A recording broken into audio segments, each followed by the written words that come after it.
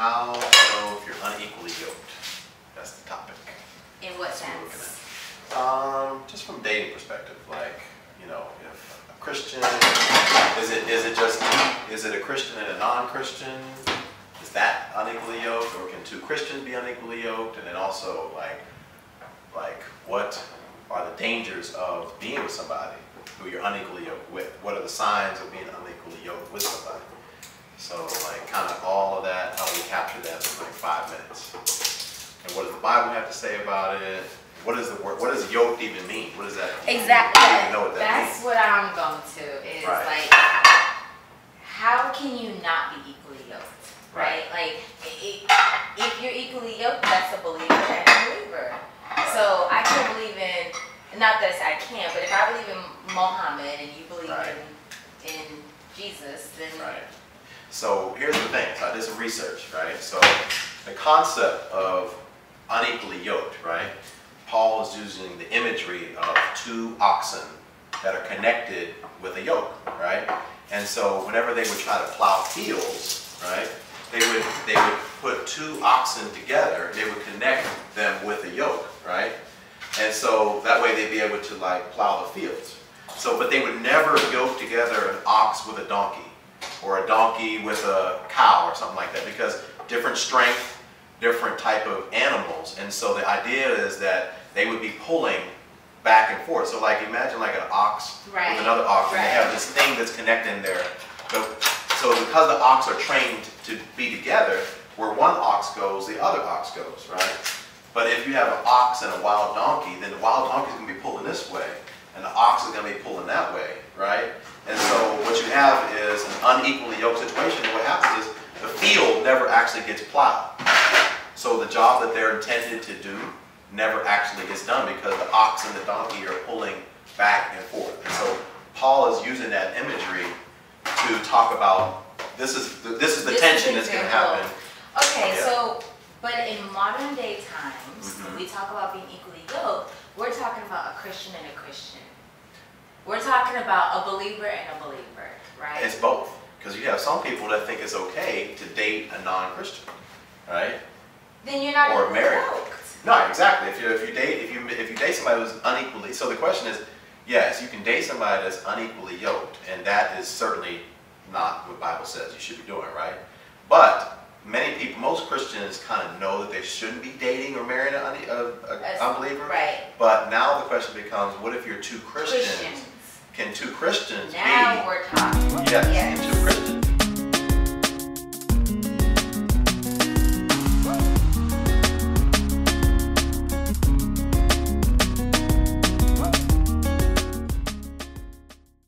So I want to start by talking about what is a yoke. Like, what does that even mean, right? So the idea is that, you know, in those days, you know, you had like two oxen, and, you know, if they were like not yoked together, if it was one animal with like an ox with a horse, then like the stronger animal would pull the weaker one, and then as a result, like it would be dominated by that animal, would be controlled by that. So before I even get into like what it looks like to be unequally yoked, just kind of want to talk about people understanding like what the imagery is about, right? In terms of that. And it would be good to show a visual too of that. If we can find a picture, a visual, because, you know, yoke, I think as Christians we know what that means, but what did it look like? People need to see what it looks like. What exactly does it look like for two animals to be yoked? Like what was the context behind this? Like, what was he trying to show when he said yoked? Right. So I'll talk about that, how their necks had to be connected and stuff. Right. And There's a reason that they yoked the two together. Right. They had a purpose. They were trying to fulfill a common purpose with the animals. Right. And if they weren't yoked correctly, then it wouldn't have worked, right? So, you know, just talking about that, and then just talking about in terms of Christians, like one of the things that I see that Christians, you know, tend to struggle with oftentimes is like dating somebody or eventually marrying somebody that's an extreme difference in spiritual maturity. Right. Both Christians, both go to church, right? Now, for this point, I'm going to really try to focus a little bit more my attention towards the women, because from my observation, my perspective, a lot of times it's more of the women that tend to settle a little bit more in terms of spiritual immaturity, spiritual differences, because sometimes it's like, well, hey, it's hard to find a man that, you know, is financially stable, good looking, comes from a good family, all this blah, blah, blah, blah, blah, and somebody can lead me spiritually, right? But I think what you're trying to say here is that you notice, you observe that women are settling, but it's really only because the men are not on the standard spiritually that they should be. Yeah, I would agree. Okay. I would agree. I mean, churches are, church attendance is, exhibits that fact that most, 60% of the church is women, and so there's more women that seem to be going to church than men. Matter of fact, you'll oftentimes see a woman in church without her family, but you'll seldom ever see a man in church without his family, So it's the idea of letting the women know that if they do marry somebody that is not able to lead them spiritually, then they're setting themselves for this constant tension between should I submit to my husband and what he's asking me to do, and should I obey God? See, and that's huge, because like I said, I think in Jewish generation, men have become a little, I don't want to say lazier, but they're not leading courageously as they should.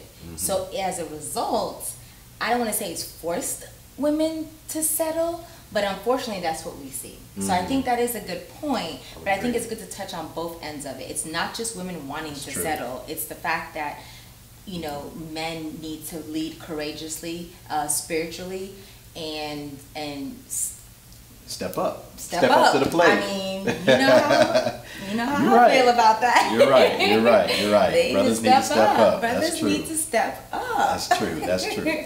So first of all, just let them know, like, hey, even if they're dating somebody that's not like right where they want to be spiritually, don't necessarily break up with them. I'm not saying like end the relationship right away, but just basically like, hey, you know what, as long as they're teachable, as you can see like signs that they're growing spiritually, if they want to be under some other men of God that will help train them and lead them, then that's just look for those type of signs. So the second thing I want to really focus on is just having different values, just two Christians, both going to church, both love the Lord, love Jesus, all that stuff, right? But they have different values, so I've got a list of different things. And we're talking about what, like money, I see we've got church on there, decision making, prayer, raising kids, morals. Sometimes those are characteristics that we overlook. Right, So, exactly. okay. Right. So two people, very well-meaning, good heart, could have totally different perspectives on money, totally different perspectives on how they raise kids, that sort of thing. So I'm going to kind of focus on that. But then this third piece is, once again, two well-meaning Christians, but have different purposes. So what are your thoughts on that? I mean, I think that could be an issue. So, purposes. Okay, I totally get the spiritual maturity and different values. That is clear that if we have two that are, not yoked in that area, it could cause some problems. I'm not sure about different purposes, because we all know our purpose as a Christian, or Christians, we have a purpose in life. However, I think it's okay if one person is called to do this and somebody else is called to do something completely different, and I think they can still be a successful couple, a Christian couple, and not have to have the exact same purpose. Right. I don't know about that component in being yoked. Okay. So then I hear what you're saying, right? But my question would be, I think it depends on what the two different purposes are, right? So if one person, so let me give you an example. If one person feels completely and totally called to be a pastor of a church, a local church domestically, but then his wife feels completely and totally called to travel the world and be a full-time missionary, not a part-time missionary, short-term missions, but long-term missions, right? So how do you see those two purposes, even though they're both Christian purposes, how do you see them gelling together? But if you have a calling, if you have a specific calling, you should be able to do that calling no matter what the context is. If I'm called to be a missionary, I don't have to go to Somalia to do missions. I mean, if you're called to pastor a church, right? And let's say I'm called to do missionary work. And let's say you're fulfilling your calling first, so you already are pastor of a church. Of course, I'm not gonna be like, well, I'm going to Somalia to help, I hope not. teach these kids. But at the same time, why? There's souls that are lost and far from Christ here that I can reach. I can still be in my calling, and not have to sacrifice that for the sake of being one. You see what I'm saying? That's the only reason why that point I think is a little touchy, because as Christians, I don't feel like I have to be called to my calling has to be in the church for us to be yoked. I would agree with that. You know, and I don't think if it is not, then that means that we're not set up for success. Right. Okay. So then maybe another way of looking at this is, you know, two Christians, but one of them has a purpose that's completely and totally outside of Christianity.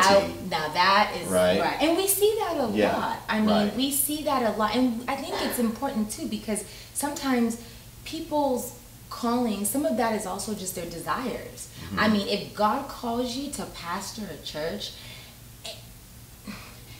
you know, is he saying, I want you to only pastor a church in Frisco, Texas? Or is he, you know, putting on your heart to pastor a church, and then maybe your preference is here, you know? Right. So for me, for example, I mean, if let's say I have a heart for missions, and does that mean that I specifically am only called internationally and can't do that here? So I think that would be a good change, right? Just so that, you know, we can.